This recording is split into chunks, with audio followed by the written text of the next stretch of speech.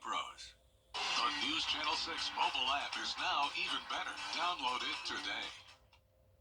Well, we got the winter chill still in place with highs in the 40s and lows in the 20s. But we do have some big changes as we go towards the weekend with warmer temperatures and even a chance of some rain going into next week. I'll have all the details coming up. Now on News Channel 6 at 6, cracking down on crime in the Peach State. How new investments in public safety will keep your family safe as Your News at 6 starts now. Live from Television Park, this is WJBF News Channel 6 at 6. Good evening, everyone. I'm Jenny Montgomery. I'm Brad Means. Thanks for joining us. Coverage you can count on begins with Georgia lawmakers making public safety a priority in this year's budget. The state attorney general talked to us about the changes. Here's Atlanta Bureau Chief Archit Seshadri. The state is prioritizing public safety to keep Georgians safer. One priority is to improve the state's correctional facilities so that inmates cannot escape or operate from behind bars. Cell phone jamming to me is a big issue. The federal government allows federal prisons to jam cell phones. Our criminal folks will say, if you want to do one thing that will stop violent crime and scams across the country, allow state prisons and local jails to jam cell phones. So I'm going to keep focusing on that. The governor wants to allocate more than $600 million additional dollars to the Department of Corrections. This will help to recruit staff and strengthen prison facilities and improve inmate health care. If you're providing financial and material support to an organization that is designated a terrorist organization, that needs to be a state crime as well. So we're going to continue to focus on that. Governor Kemp's budget includes $1.2 million to expand the gang and human trafficking prosecution units. From our perspective in the law department, we want to continue to focus on investment in human trafficking and gang activity, expanding our statewide footprint. We want to focus on doxing. That's where individuals have their name, their family name, their address, their phone number put online for purposes of harassment or even worse. We got to make that a crime in this state. Governor Kemp and First Lady Marty Kemp say they will expand the units to Augusta and Macon to remove violent predators and put them behind bars. Reporting in Atlanta, Archit Seshadri, Atlanta Bureau Chief. It's time now for a first check of the weather. And for that, let's check in with meteorologist Miller Hyatt. Well, Brad and Jenny, it's a beautiful evening up in your Viper 6 forecast. Brad and Jenny. Miller, thanks. Golden Harvest needs more helping hands to make sure people in our community get the resources they need. Leaders there say volunteers have dropped off since the holidays, and they really need this help all year round. Talking about people who can package food, distribute food boxes, and serve at the Master's Table Soup Kitchen. Last year, we distributed more meals in our area than we ever have before, 14 million meals in our service area. And this year, the goal is actually to distribute 17 million meals, which is way more than we've done. And so that, because of that, we need as many volunteers as we can throughout the years. If you'd like to volunteer or sign up your group to volunteer, just visit WJBF.com. South Carolina Governor Henry McMaster wants a change that People who work in local schools have a tough job, and that can weigh on their mental health. Teachers and bus drivers, for example, those are the main points of contact that students encounter in school, right? Well, their mental health is a factor in how they function. To take care of themselves, self-care, so sleep, exercise is important. Making sure their nutrition is important. Making sure that they seek help. Oh yes, I want teachers and bus drivers and anyone else who's listening to take care of themselves. That's important. And you can take a look at ways that teachers and bus drivers can practice that self-care at WJBF.com. An iconic structure in our area has been restored after being damaged by Hurricane Helene 4 months ago. The sign in front of the historic Nancy Auditorium in Swainsboro is in place to commemorate the famous musicians who have performed there over the years. After the sign was destroyed, the Swainsboro Music Memories Museum partnered with a sign company to make a new one. They hope this is only the beginning of a bright future for the historic building. I think this is cool because we're trying to, get this Nancy Auditorium on the map. There's a lot of history here in this town from the Nancy Auditorium. Hundreds of country music, rock and roll singers performed right on this stage. Even Patsy Cline performed here at the age of 25. Johnny Cash performed here. Jerry Lee Lewis. So many people. museum is now looking for donations to help renovate the Nancy Auditorium. You can find out ways to get involved on our website, WJBF.com. Still ahead, new fires burning in California. Why fears are growing about other natural disasters as well. Saturday, as the new to go. Getting hurt at work was not part of your job description. Neither is the paperwork and not knowing if you'll get the money you need. Don't risk being denied or missing out on the care and compensation you deserve. Get the strong arm. Call attorney John Foy and Associates today. The CSRA's favorite news app is now even better with easier access to local news, weather, and streaming video. Download the News Channel 6 mobile app. Now, WJBF sports coverage you can count on. After Tuesday's snowstorm, virtually all high school activities got canceled, and now high school basketball in full swing for this Friday night. The 13-7 West Side boys host the Cross Creek Razorbacks. The Patriots are seeking redemption this time around as they fell to Cross Creek 66-34 just 2 weeks ago. Now Cross Creek, on the other hand, sits at 18-1 overall, 9-0 in 3A region play. Tip-off set for 7:30 p.m. We'll have those highlights at 10 and 11. And due to inclement weather, the highly anticipated matchup between LSU and South Carolina moved up to tonight. The game is going on right now as we speak, a back-and-forth battle. South Carolina right now leading in the third quarter. We'll have those highlights and post-game reaction in the 10 and 11.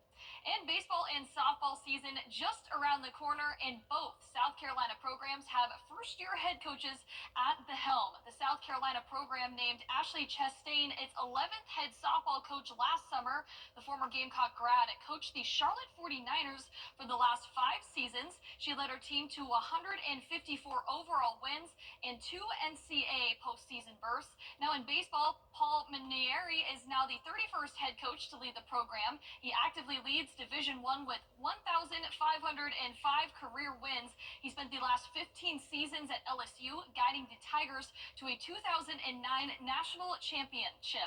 The 4-time National Coach of the Year has also made 6 College World Series appearances. I've had some very successful teams through the years that didn't have a lot of pro prospects on them. And you just got to find a way to get the most out of them. You know, putting them in situations that accentuate the strength. You're going to see that we really play to the matchup. We staff the games. You're going to see all 5 of them on the field. So just usage and innings, I think, will spread out early in the year. We play a lot of games through February. So really excited about the pitching staff. Really excited about our leadership. And Don Staley, not the only head coach at USC sticking around in the long term. Head football coach Shane Beamer extended through the 2030 season. The pay raise will boost his salary to $8.15 million in 2025 with a $100,000 increase following each season. He was named as a finalist for the Paul Bear Bryant Award. He led his team to a 9-4 mark in the regular season. Yeah, did a great job. Thanks, Jim. Yep. We'll be right back. It's time. Well, we've got a big warm up in store. If you don't like the cold, you'll like the forecast here. Mid-60s next week, and we've got some rain showers to deal with, but no winter weather in the forecast. All right, Miller, thanks for that. And drivers in this area, no question, have been put to the test. Our streets turned treacherous thanks to all that snow and ice. So after a major event, it's good to report on how well we did out there somewhere with George Escala. Don't have to tell you, it was tough sledding on those streets. The guy behind me jackknifed, and there was a police car with 2 people that had crashed into each other. So, yeah, I've never experienced something like that. It was literally a crash course in extreme winter driving. I did fine, but the other drivers, I don't want to tell you about. They're not used to it. Thankfully, we're not used to driving on roads that were better off blocked off, but some did better than others. All right, were you driving out in that icy stuff? Yes. How did you do? Good. I'm from Michigan, born and raised. So while we were sliding and stalling, even crashing, experienced winter weather drivers were watching and commenting. And called them an idiot. Sharing the road can be frustrating in perfect conditions, but add some streets better suited for ice skating. Yeah, that can lead to some name calling, like you idiot. Absolutely. Who hasn't? Who hasn't? I'm pretty sure somebody said it about me. Who hasn't? The roads made driving crazy. We tried, we just couldn't do it. Old man Winter put us to the test, leaving us on some mighty thin ice, needing some constructive criticism. Do better, Augusta. Hopefully, we don't get another chance. Out there somewhere in Augusta, Georgia, Escala, WJBF, News Channel 6. Man, too better Augusta then kind of gave us the deuces. But shout out to Wrightsboro Road, y'all. Just such an effective corridor to get wherever you want. It melted super quickly. It got us through Helene. It was about the only road that worked during Helene. So that was good this past week. But yeah, a lot of slipping and sliding. Yeah, I was lucky and fortunate enough to be inside on Tuesday night during the snowstorm. And when I was looking outside my window, I was like, oh my gosh, this reminds me of Utah all over again. Yeah, Utah for you and Wisconsin. Yeah. This is nothing for you. Wisconsin for me. Yeah. Y'all got this. Well, we appreciate you watching. Hope everybody is safe and sound. We're back at 7 after World News Tonight. And then we'll see you again for News Channel 6 at 11. Have a nice weekend, everyone. Good night.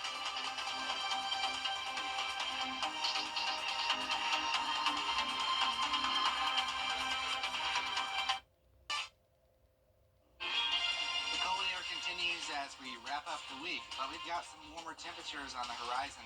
I'll have details coming up. Now at 7, South Carolina Governor Henry McMaster reinstates work requirements for Medicaid. Hear how this change will affect Medicare beneficiaries. Plus, Golden Harvest is looking for more volunteers to help the community. A closer look at how you can help. And an iconic sign in Swainsboro has now been restored after being destroyed by Hurricane Helene. A closer look as your news at 7 starts now. Live from Television Park, this is WJBF News Channel 6 at 7.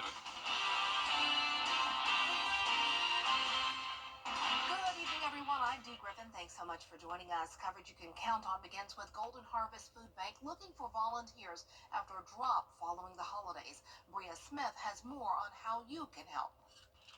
The holidays may be over with, but Golden Harvest is still in need of helping hands to make sure folks in the community get the resources that they need. Just count these. I got more tickets. Staff say during the holidays they get an influx of volunteers, but they really need the help all year round. Volunteers spend time packing food, distributing them, and helping out at the Master's Table Soup Kitchen. Staff share how each year they aim to feed as many people who need it. Last year, we distributed more meals in our area than we ever have before, 14 million meals in our service area. And this year, the goal is actually to distribute 17 million meals, which is way more than we've done. And so that, because of that, we need as many volunteers as we can throughout the years. If you'd like to become a volunteer or register a group to volunteer, more information can be found at WJBF.com. In Augusta, Bria Smith, WJBF, News Channel 6. Today, USC Aiken and Aiken Tech honored Dr. Martin Luther King Jr. by serving each others and others. Students, faculty, and staff from both campuses lending a helping hand at the Salvation Army, Helping Hands of Aiken, Acts of Aiken, and the Animal Shelter. They painted walls and organized as well as stocked food pantries. The King Center in Atlanta encourages all Americans to commemorate the life and legacy of Dr. Martin Luther King Jr. by improving their communities. For us, it really is a way to help continue to do good in our community. Without people that come along beside of us, it would not happen. We wouldn't have the power or the strength to continue doing all the services that we do. I think it's a good way to be connected to the place that you live and learn about the different resources and services that are available to people in your community. And yeah, I have the time and I have the availability, so it feels good to give back. On Sunday at 3 p.m., USC Aiken and Aiken Tech will hold a special joint MLK celebration at the USC's Convocation Center. The guest speaker is Crystal Spain, the first African-American woman to chair the South Carolina Democratic Party. Well, happening tonight, Augusta's Point in Time count continues. The pit count, as it's called, is designed to help figure out the number of homeless people living on the streets. The overnight count is set to begin tonight on Telfair Street at 9 p.m. and will last until 6 tomorrow morning. Officials say volunteers are still needed for this event. For more information on how you can sign up to help out, just go to our website, WJBF.com. Well, time now for a look at our forecast. A first look with meteorologist Miller Hyatt, and it's going to be pretty cold out there tonight. Yeah, Dee, we're talking temperatures in the upper teens, 5 or 6 forecast. Dee? All right, Miller, we'll see you then. Thanks so much. In Aiken County, a deadly shooting investigation is underway. It happened last night on Pine Circle in Monetta. Deputies say 21-year-old Remedy Leaphart was driven by a family member to a clinic and then transferred by EMS to Lexington Medical Center where he died. An autopsy will be performed. No other information has been released. Well, South Carolina Governor Henry McMaster, Georgia lawmakers are working to prioritize public safety this legislative session. The governor wants to allocate more than $600 million additional dollars to the Department of Corrections. This will help to recruit staff and strengthen prison facilities and improve inmate health as well as mental care. Governor Kemp also says he will expand the human trafficking prosecution unit to Macon and Augusta to get rid of violent predators and put them behind bars. From our perspective in the law department, we want to continue to focus on investment in human trafficking and gang activity, expanding our statewide footprint. We want to focus on doxing. That's where individuals have their name, their family name, their address, their phone number put online for purposes of harassment or even worse. We got to make that a crime in this state. Governor Kemp's budget includes $1.2 million to expand the gang and human trafficking prosecution units. An iconic structure in our area has been restored after getting damaged by Hurricane Helene 4 months ago. The sign in front of the historic Nancy Auditorium in Swainsboro is in place to commemorate the famous musicians who performed there over the years. After the old sign was destroyed, the Swainsboro Music Memories Museum partnered with a sign company to make a new one. They hope this is only the beginning of a bright future for the historic building. I think this is cool because we're trying to, get this Nancy Auditorium on the map. There's a lot of history here in this town from the Nancy Auditorium. Hundreds of country music, rock and roll singers performed on this stage. Even Patsy Cline performed here at the age of 25. Johnny Cash performed here. Jerry Lee Lewis. So many people. The museum is now looking for donations to help renovate the Nancy Auditorium. You can find out ways to get involved. Just go to our website, WJBF.com. Well, if you'd like to work at this year's Masters tournament, here's your chance. The Masters is hosting a job expo tomorrow from 9 a.m. until 1 p.m. It's at the Legends Club in National Hills Shopping Center. That's on Washington Road. Jobs available will include concessions and hospitality. You must be at least 16 years old as of March 26th of this year. You can also apply online. We have all of the information at our website, WJBF.com. Well, coming up, President Trump is using his phone. You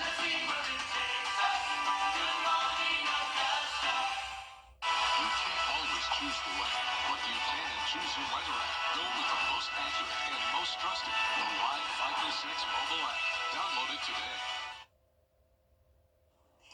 If you are a teacher or a bus driver, you often weather changes better than most. And those jobs can be stressful, which can lead to mental health problems. News Channel 6's Ellison Hubbard has more. When you think of mental health, you may think of athletes or veterans. But do you ever think about teachers or bus drivers? They make a big impact on students' lives, making it even more important to help those in need. According to several studies and reports, teaching is one of the most stressful jobs in the country.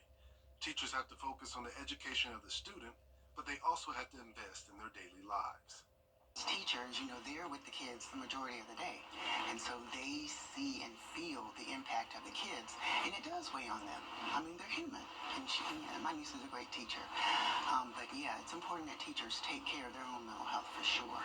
With the hardships that come with the profession, the industry has started to see a shortage of teachers. There's more demand for teachers now because the need for teachers and the support personnel, it has grown over the years. We have more students than ever, and there are fewer folks going into the teaching profession, and that's something that we're dealing with in this region. And it's not just teachers feeling the stress. So are the bus drivers, another group of professionals that interact with students on a daily basis. As a driver, I would say that the state of South Carolina or nationwide is a shortage of drivers, so that can be a challenge if you have to be off or you may have to double up. And while there are shortages, there are still those who are pushing through to do the job they love so much. It's been one of the best things I have ever done. They say if you enjoy what you do, you'll never work a day in your life. So that's me. I feel like I have never worked a day in my life because I'm passionate. I love my children. We build good rapport, not just with the students, but also with their family.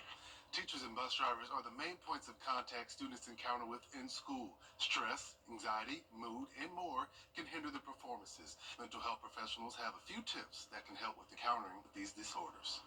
To take care of themselves. Self-care, so sleep, exercise is important.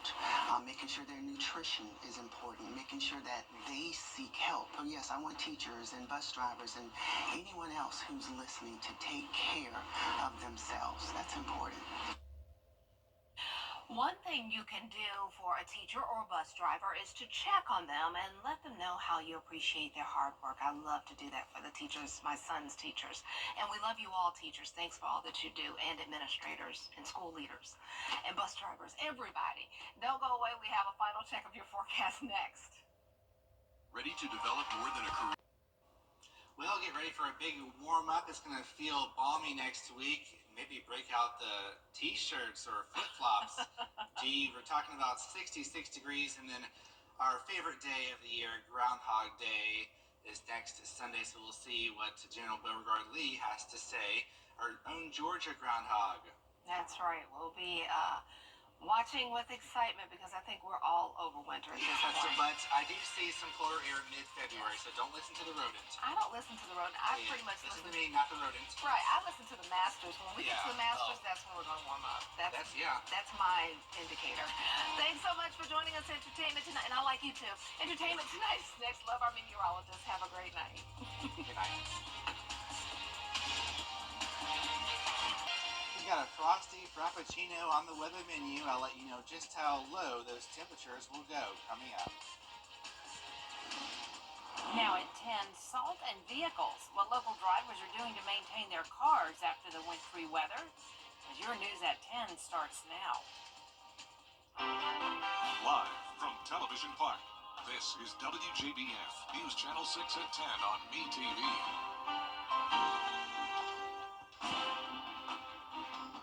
Good evening, everyone. I'm Jenny Montgomery. Thank you so much for joining us on this Friday night. Coverage you can count on comes with a warning about your cars. Now that the snow has come and gone, you may have noticed a salty buildup on your car from the brine used on the roadways. But did you know that this could cause damage to your car? Isabella Moody has the story. Many are heading to the car wash to get their cars cleaned up after the winter weather came to the area and left residue on many vehicles. Today I came out because my truck was in a mess. I had to go out in the weather to get my sister, which was stuck on the side of the road. So it kind of got, a lot of salt and then, snow. The salt on the roads could cause rust and corrosion, which can damage your vehicle. Scott Shipman is originally from Michigan, so he knew he needed to get to the car wash, but the weather did surprise him. Rust is definitely a factor when you have salt combined. The corrosive nature of salt really will rust through quicker than you think, so it's a good idea to get your car washed. I was surprised at how icy the conditions were. I couldn't get out of my driveway, even in my truck, due to the ice. So, they put salt down to get rid of the ice, so it's underneath your car. Jimmy Sturgis appreciated the car wash making sure they got the residue off of the tires and bottom of his vehicle, because he does not want any rust to affect his truck. They use the pressure washer first, and that sort of gets it, off of it first, and then it goes to the car wash. We want that car to come out and be pristine, so to get a good pre-wash, to get that stuff off before our state-of-the-art equipment hits it, just helps for you to have a better finish, to get the really, stubborn stuff off. So we want to have that undercarriage clean, particularly spots you can't see. AAA says you should wash your car right away after it snows. So with the sunny weather this weekend is a good time to go. In Augusta, Isabella Moody, WJBF News Channel 6. Time now to get a quick first look at the forecast. All right, Miller, thank you. Now that the snow has come and gone, you may have noticed a salty buildup on your car from the brine used on the roadways. But did you know this could cause damage to your car? Here's Isabella Moody. Many are heading to the car wash to get their cars cleaned up after the winter weather came through the area and left residue on many vehicles. Today I came out because my truck was in a mess. I had to go out in the weather to get my sister, which was stuck on the side of the road. So it kind of got, a lot of salt, and then, snow. The salt on the roads could cause rust and corrosion, which can damage your vehicle. Scott Shipman is originally from Michigan, so he knew he needed to get to the car wash, but the weather did surprise him. Rust is definitely a factor when you have salt combined. The corrosive nature of salt really will rust through quicker than you think, so it's a good idea to get your car washed. I was surprised at how icy the conditions were. I couldn't get out of my driveway, even in my truck, due to the ice. So, they put salt down to get rid of the ice, so it's underneath your car. Jimmy Sturgis appreciated the car wash making sure they got the residue off of the tires and bottom of his vehicle, because he does not want any rust to affect his truck. They use the pressure washer first, and that sort of gets it, off of it first, and then it goes to the car wash. We want that car to come out and be pristine. So to get a good pre-wash, to get that stuff off before our state-of-the-art equipment hits it, just helps for you to have a better finish, to get the really, stubborn stuff off. So we want to have that undercarriage clean, particularly spots you can't see. AAA says you should wash your car right away after it snows. So with the sunny weather this weekend is a good time to go. In Augusta, Isabella Moody, WJBF News Channel 6. An iconic structure in our area has been restored after being damaged